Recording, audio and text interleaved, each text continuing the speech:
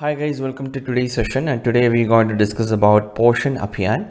And in this session we'll discuss first the background about the Poshan Abhiyan and the malnutrition situations in our country, and then we'll discuss the significance of Poshan Abhiyan, and then we'll discuss the implementation and strategy of Poshan Abhiyan in our country, and finally we'll discuss the measures to tackle malnutrition in India. So this is a much relevant video for UPSC preparation. So please watch till the end. Let's now start. So guys, malnutrition was the predominant risk factor for death in children younger than 5 in every state of India in 2017, which accounts for 68.2% of total under 5 deaths, which translating into about 7 lakh deaths due to malnutrition. And it was also the leading risk factor of loss of health among all age groups. And according to findings, if the trends estimated up to 2017 for the indicators in the Poshan Abhiyan or National Nutrition Mission 2022 continue in India, there would be 8.9% excess prevalence for low birth weight relative to 2022 targets. So that is the present situation of malnutrition in India, and the government introduced Poshan Abhiyan to tackle the situation. We'll now see what is the significance of Poshan Abhiyan related data with the Poshan Abhiyan. Poshan Abhiyan or a National Nutrition Mission is aimed at improving the nutritional status of children from 0 to 6 years, adults and girls, pregnant women and lactating mothers in a time-bound manner during the next 3 years beginning 2017-18. And this scheme aims to achieve convergence with various programs of government, that is Anganwadi services, Pradhan Mantri Madru Vandana Yojana, Janani Suraksha Yojana, National Health Mission, Swachh Bharat Mission, Public Distribution System and MG Narega. The Poshan Abhiyan aims to achieve convergence with these all programs, and it focuses on reducing stunting, undernutrition and anemia in women and adolescents through direct cash transfers, which is a massive step towards eradicating malnutrition.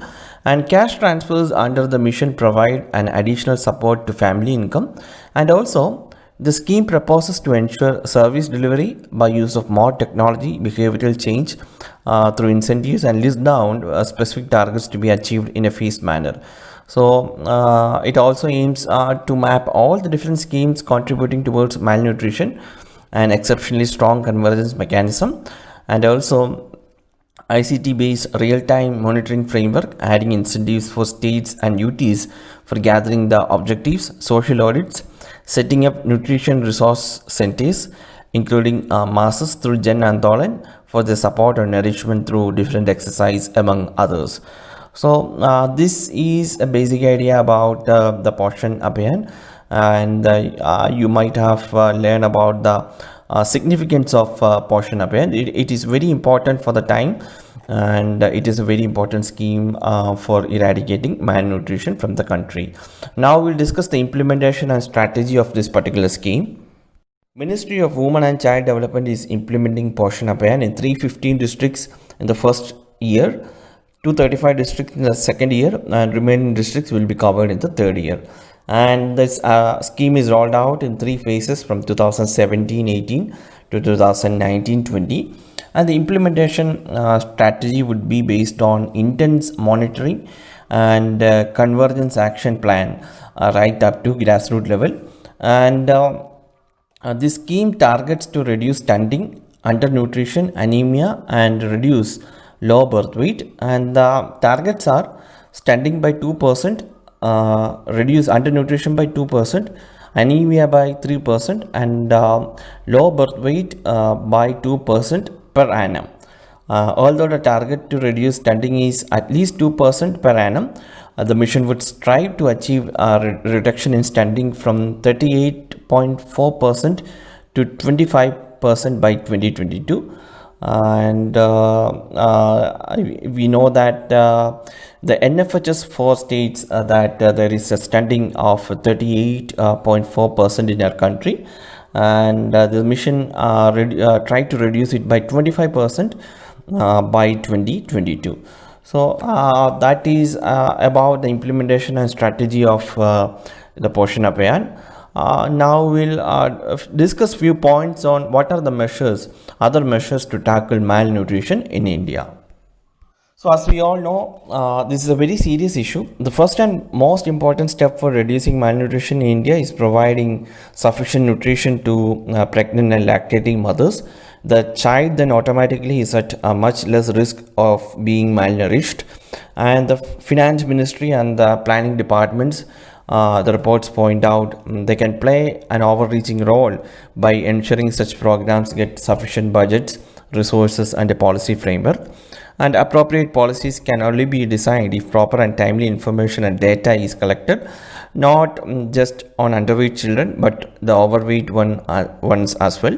And also the states need to extending a wide range of essential services and facilities from healthcare and clean water to social security and basic infrastructure. And the India planner unfortunately has still to understand the difference between planning and budgeting. This is where a systematic change is needed in India. In addition to spending budgets, we need to give equal importance to non-monetary issues such as institutions, laws, and policies. And the ICDS Anganwadi program is plagued by massive systemic corruption, delegating powers to gram panchayats or local elected bodies to clear bills and make payments to the food suppliers would solve the issue. And also making only rice and wheat available through the subsidized PDS has adversely affected the consumption pattern of poor people. We must put the focus back on millets and the tribal migrant laborers who constitute a significant proportion of the urban poor are exposed to health risk by living and working conditions in the city.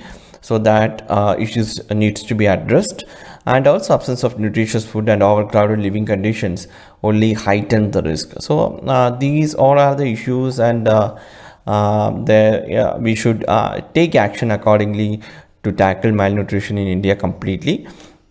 And so that is all about today, guys.